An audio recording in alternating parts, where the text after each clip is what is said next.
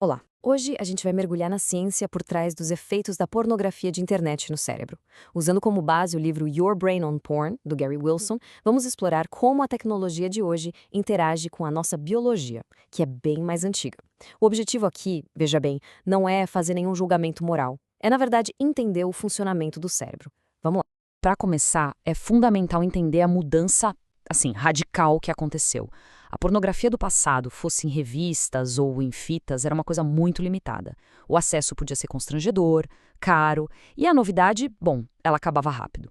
Agora, compara isso com hoje. Streaming ilimitado, de graça, privado e com uma variedade simplesmente infinita de conteúdo novo a um clique. Essa transformação é o ponto de partida de toda a nossa conversa. E é aqui que a gente chega na questão central. Por que essa diferença tecnológica toda importa tanto do ponto de vista da biologia? Como é que o nosso cérebro, que evoluiu durante milênios no mundo de escassez, reage a esse banquete digital de estímulos? Olha, essa citação de um usuário que está no livro ilustra a diferença de um jeito perfeito. Muita gente consumiu pornografia nos formatos antigos por anos sem sentir grandes problemas, mas descobriu que a versão online era, irresistivelmente diferente e, para alguns, bem problemática.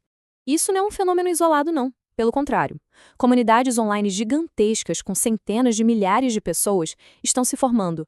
E nelas o pessoal compartilha experiências ao tentar parar o consumo e relata uma série de sintomas em comum, que vão de disfunções sexuais até ansiedade social e uma coisa que eles chamam de névoa cerebral. Ok, então vamos mergulhar um pouco na neurociência. Para entender por que a pornografia na internet pode ter esses efeitos, primeiro a gente precisa entender como é que funciona o sistema de recompensa do nosso cérebro. É ele que comanda nossas motivações mais profundas. O interessante aqui é ver como esse sistema é, na verdade, um circuito. Essas estruturas todas, o córtex pré-frontal, o núcleo accumbens, a amígdala, elas formam uma rede poderosa que evoluiu para nos fazer buscar recompensas naturais, coisas como comida, interação social e, claro, parceiros sexuais. E o principal combustível desse circuito é a dopamina. Mas aqui existe um grande mal-entendido. A dopamina não é a molécula do prazer. Ela é a molécula da motivação. É o motor da busca, da antecipação, do desejo. É o que faz a gente levantar do sofá para ir atrás de comida ou de um parceiro. O prazer em si, a satisfação, vem de outros neuroquímicos. Essa distinção entre querer e gostar é absolutamente fundamental. E um dos gatilhos mais potentes para a dopamina é a novidade. Especialmente a novidade sexual. Isso é o que a ciência chama de efeito Coolidge.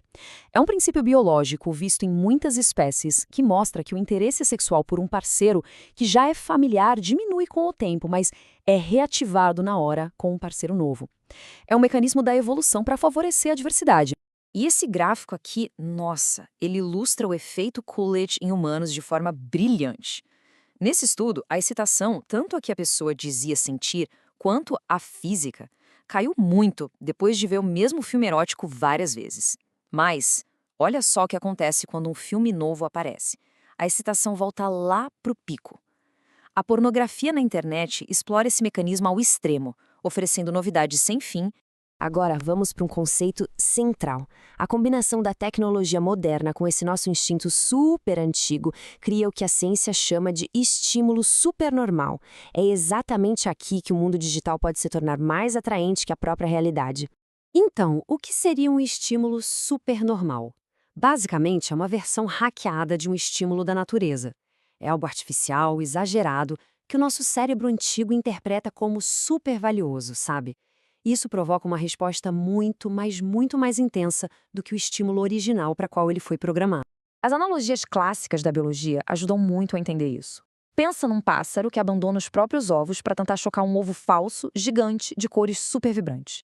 Ou um besouro que ignora as fêmeas de verdade para tentar acasalar com uma garrafa de cerveja porque as ondulações do vidro parecem uma versão exagerada das asas de uma fêmea.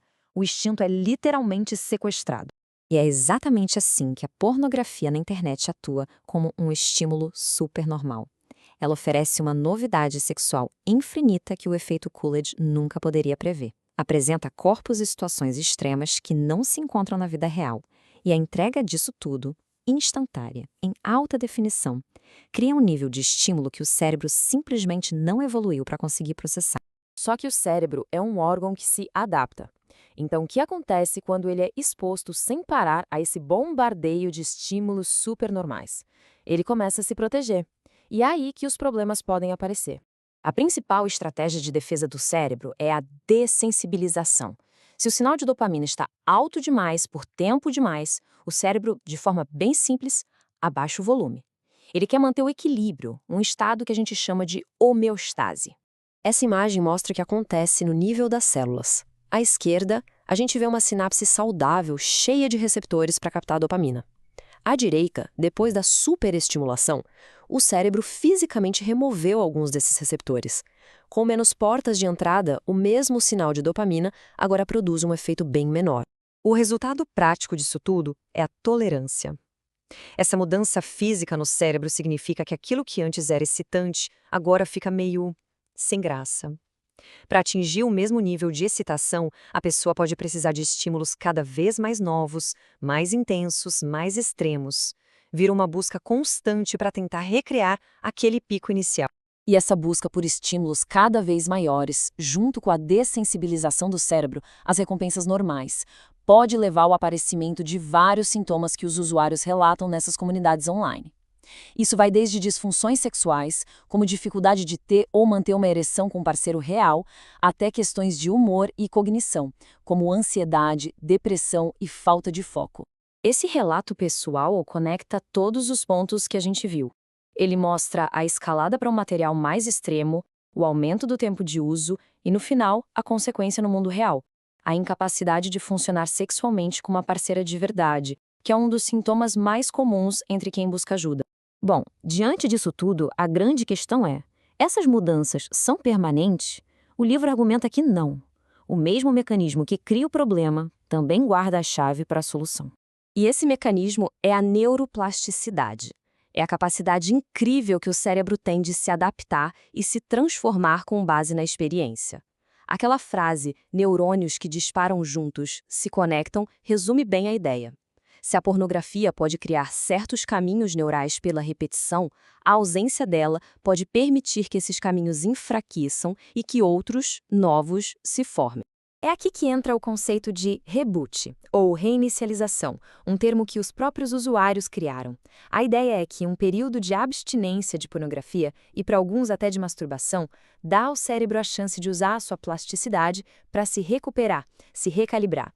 Durante esse período, o cérebro pode começar a reverter aquele processo de dessensibilização. Sem a superestimulação, ele pode começar a aumentar de novo o número de receptores de dopamina. Isso faz com que as recompensas normais da vida real, como a interação com um parceiro, voltem a ser atraentes e gratificantes. Para a gente fechar, a mensagem central do livro não é de proibição, nem de pânico. É sobre autonomia através do conhecimento. A ideia é oferecer o entendimento de como a máquina funciona, para que cada um possa fazer escolhas mais informadas sobre os próprios hábitos digitais e sobre o próprio bem-estar. A questão, no fim das contas, é sobre escolha, uma escolha consciente e individual.